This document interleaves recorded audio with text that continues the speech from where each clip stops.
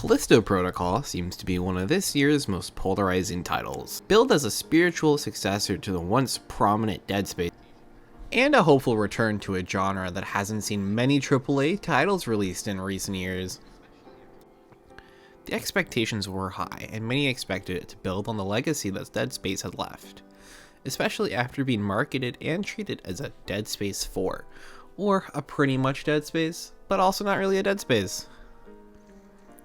Not to mention the unfortunate timing of the release, coinciding with the release of Dead Space Remastered, releasing a month after its own launch. However, the game has a sense of mistaken identity. It's been built up and marketed as a survival horror game. Yet the game plays much more like an action game with a horror skin over it. Throughout the game, you can clearly see where the Dead Space inspirations and connections lie. They certainly make an effort to make it feel like it could exist in the same universe as Dead Space. But because of this, people had their expectations for a much different game. One that would challenge their ability to manage their inventory, choose how to engage in a fight, and using different weapon builds in different scenarios, all while scaring them in the process, or at least making them feel spooked. Callisto Protocol tries to do most of those. However, by not trying to emulate Dead Space too much, it falls flat in a lot of those aspects. The horror, resource management, and the most important, combat. The core issue of the game lies in its combat design and resource management, both feeling underwhelming and incredibly frustrating. The combat feels like it was designed with an emphasis on one-on-one combat. Really, all it's missing is a feature to lock onto a biophage and the combat would start looking and feeling a little bit like a Souls-like game, or any generic third-person RPG that focuses on melee combat, for instance. This game really tries to force you down the path of relying on melee, something that Dead Space didn't nearly do as much. Combine that with a dodge mechanic that feels incredibly easy, having you make left and right dodges and alternating between the two in order to chain them together. Plop that into a tight corridor instead of an open space, where we might normally see these types of dodging in other games.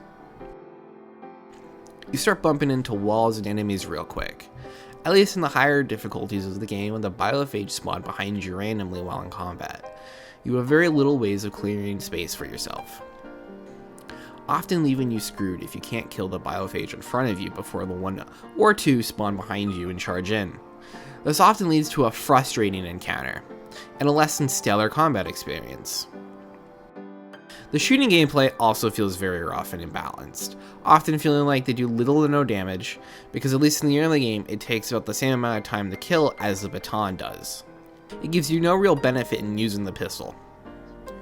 The shooting gameplay also feels very rough and imbalanced, often feeling like they do little to no damage, because at the least in the early game, it takes about the same amount of time to kill as a baton, giving you no real benefit in using the pistol.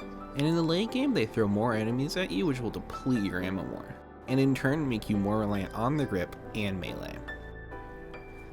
The grip, a device that allows you to throw the biophage around, can be incredibly overpowered in some scenarios, while feeling completely useless in other scenarios. During my playthrough, I even found that it wasn't even worth investing in the gun and the baton for a good chunk of the game. The grip was just so valuable since I could pretty much one-shot the enemies by throwing them across the room. That is, so long as there was the spikes or explosive barrels laying around. However, in most cases when I was being rushed by multiple enemies, the design team made sure to include those specific items in the arena to use them.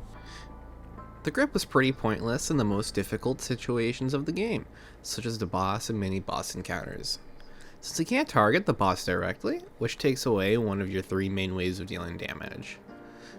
And odds are, you probably dumped the most credits towards it. Luckily, some of the encounters do include the explosive barrel, but because the grip targeting is not super precise, you're often left grabbing something else next to it, or nothing at all. Not to mention the time it takes to stop, aim, grab it, then re-aim it. Unless you put some serious distance in between you and the biophage, it's not even worth the risk. On paper, you think that you have the option to dump your credits and choose a build that suits your playstyle, but since none of the three really change how you play, they really just change how difficult the game is for you. Dumping all of your credits into a baton won't help you much either, especially since the attack animation is incredibly long and the damage output isn't very good, even well upgraded. In the late game, the melee fights are just dodge, dodge, hit, and then dodge, dodge, dodge, hit. You're often put in a bad situation when having to deal with multiple enemies in one encounter. And the further you get into the game, the more enemies you will encounter. The guns are also in the same vein as the baton, since even the most basic enemies are bullet sponges, and having to dodge then shoot constantly creates a much larger margin for error when fighting. Combine that with the incredibly long reload times for any of the guns, and it just leads to a lot of really frustrating encounters. Oftentimes, dying when trying to retreat so that you can just reload. In Dead Space, at least the guns allowed you to sever limbs, and make the enemies weaker while you killed them. But Callisto doesn't even have that. There is a snippet at the beginning of the game that tells you to aim for the limbs. However, it serves no purpose since the biophage only lose their heads on occasion, or part of their body. And they really don't lose any ability to fight you. It just feels like it's mostly there for the purpose of aesthetics. The game's mini bosses are also not very fun. I never went, ooh, a boss, can't wait. My reaction was usually, fuck, not this shit in. The two-headed brutes are just bullet sponges that you gotta play ring around the rosy with. Because all you do with them is dodge, shoot, and run around the environmental piece that they purposely put in between you and them.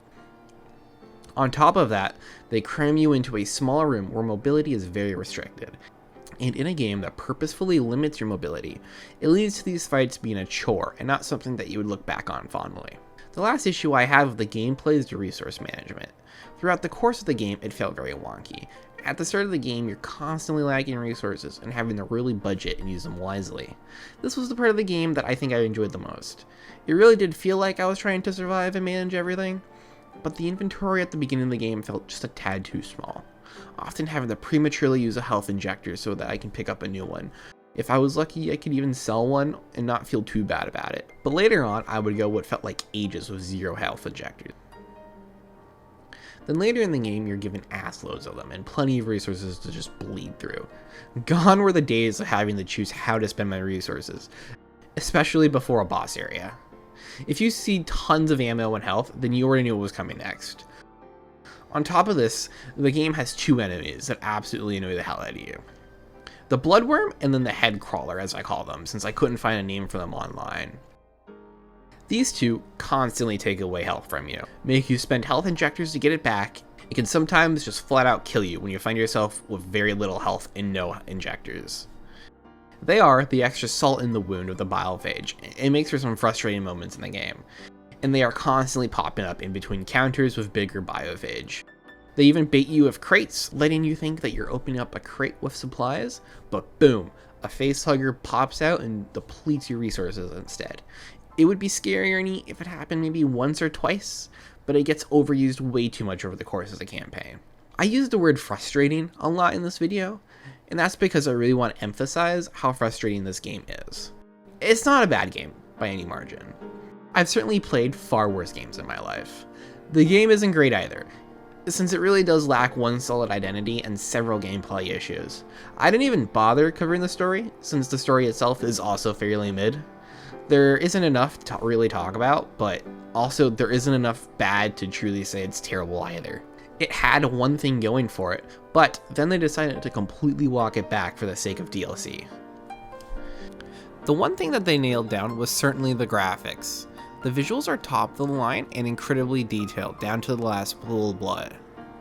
And the use of lighting leads to the game feeling very cinematic and having tons of stunning visuals. The thumbnail and several sequences in the video highlight the level of graphical fidelity that's in the game.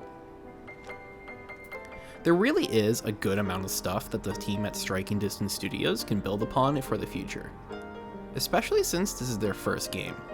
And with a studio composed of devs that worked on both Dead Space and Call of Duty, it makes sense how this game came to feel so split.